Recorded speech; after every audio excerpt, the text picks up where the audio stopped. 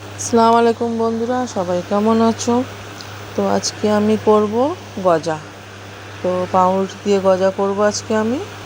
যার জন্য আমি 1 প্যাকেট স্লাইস রুটি নিয়ে নিয়েছি, যেটা আমি নর্মাল জল দিয়ে মাখবো।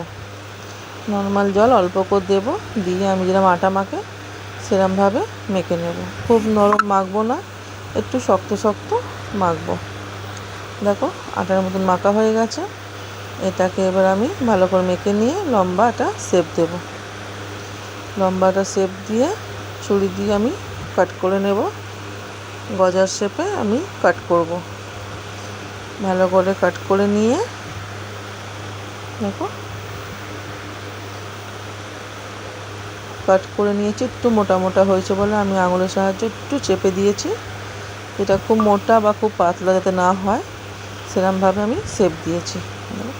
এবার আমি ক্যারামেল করে ওটা আমি চিনির সিরা করব। একটু কালারের জন্য ক্যারামেল টাইপের করব, করে নিয়ে এদের জল দিয়ে চিনির সিরা করে নেব। চিনির সিরাটা হয়ে গেলে আমি এদিকে দেখো তেল গরম দিয়েছি। খুব বেশি তেল গরম করব না, যাতে পুড়ে না যায়। বেশি পুড়ে বা লাল হয়ে গেলে ভেতরে কাঁচা থাকবে। হালকা তেল গরম, আমি এটাকে হালকা হালকাভাবে লাল করে ভাজবো, যাতে ভেতরটাও ভালো করে ভাজা হয়ে যায়।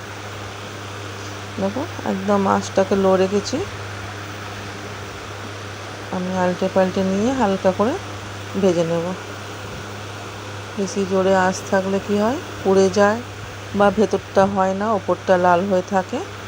যার জন্য আমি হালকা তেল গরম করে আমি ওর মধ্যে আস্তে আস্তে করে পাল্টে পাল্টে নিয়ে লাল লাল করে ভেজে নেব। দেখো কিরম লাল লাল করে ভাজা হয়ে গেছে। এবারে আমি নিয়ে আমি চিনির শিরার মধ্যে দিয়ে দেবো। চিনির শিরাটা একটু ঠান্ডা করে, খুব গরম নেই, তার মধ্যে আমি দিয়ে দিচ্ছি।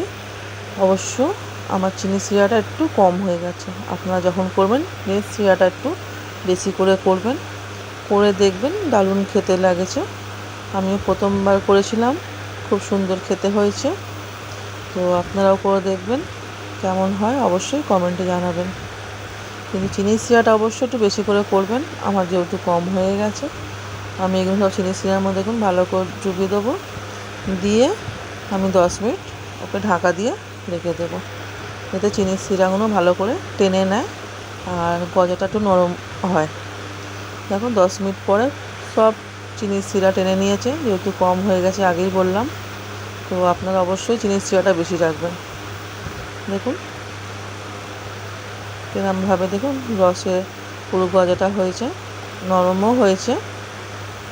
তো দেখুন হাজব্যান্ডকে দিলাম খেতে, তো হাজব্যান্ডের ভালো লাগলো, শাশুড়ি মাও বললো খুব ভালো হয়েছে। তো আপনারা অবশ্যই বাড়িতে বানাবেন, দেখবেন দারুণ লাগবে। কোনো ঝামেলা নেই, ময়দা ঘি ময়েল করতে হবে, কিচ্ছু করতে হয়নি। শুধু জাস্ট পাউরুটিটা মেখে নিয়ে হালকা ভেজে লাল লাল ভেজে নিয়ে চিনির শিরাতে দিয়ে দেখুন ঘরোয়া একটা গজা রেডি। তো অবশ্যই জানাবেন কেমন হয়েছে। আজকের জন্য টাটা।